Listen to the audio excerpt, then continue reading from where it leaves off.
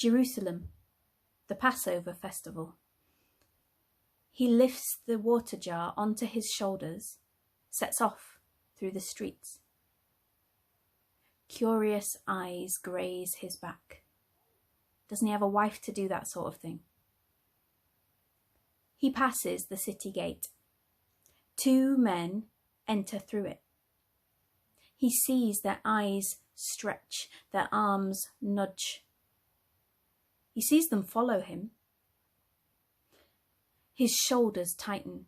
He moves faster, lifts the jar a little higher. He rounds a corner, catches a glimpse of them weaving through the crowds, eyes set. He makes the last few strides to his door, opens it, goes in, puts the jar down to check on his wife. She is sleeping. He is glad. He turns back towards the door and comes face to face with the 2 men. He looks at them. They speak. The teacher sent us. He asks you to show us the guest room where he may share the Passover meal with his friends. The teacher. He remembers a man outside the temple gates. He stopped to listen to him. He looks at the men again. I have a room upstairs. You could use that. Later that evening, the teacher arrives with a group of friends. The man hears the clink of cups, the glug of wine, as he tends to his wife. When she is settled, he sits at the bottom of the stairs. He wants to hear more from this teacher.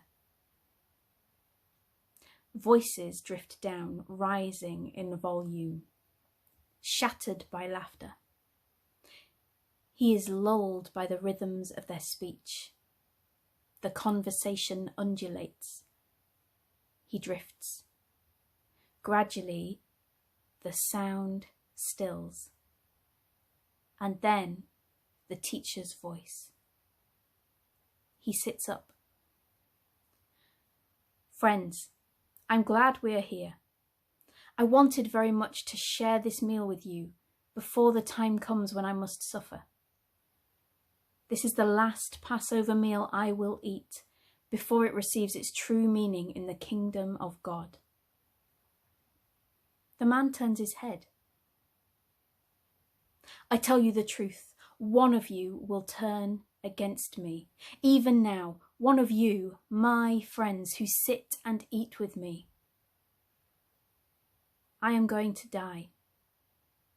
And one of the people who sits and dips his bread into the bowl with me will betray me and hand me over to my enemies. The man stands. He begins to creep up the stairs. A babble of dissenting voices pours down. He gets halfway up, stops. He can see the teacher reclining at the table.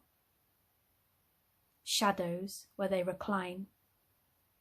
His hands and face. Those hands reach out, lift bread, break it, sharing the pieces with those around him. The teacher speaks again. Take this. It is my body.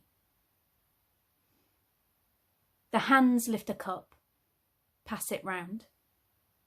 The cup rises and falls, dancing from one mouth to the next. The man presses his lips together. There is expectant silence. This is my blood. It makes a new agreement between God and his people. And it's poured out for many. I tell you the truth, I will not drink of the wine again until I drink in the new kingdom of God. His gaze is fixed on the hands of the teacher. Someone starts to sing. Another voice joins in, then another and another, until the room is filled with music.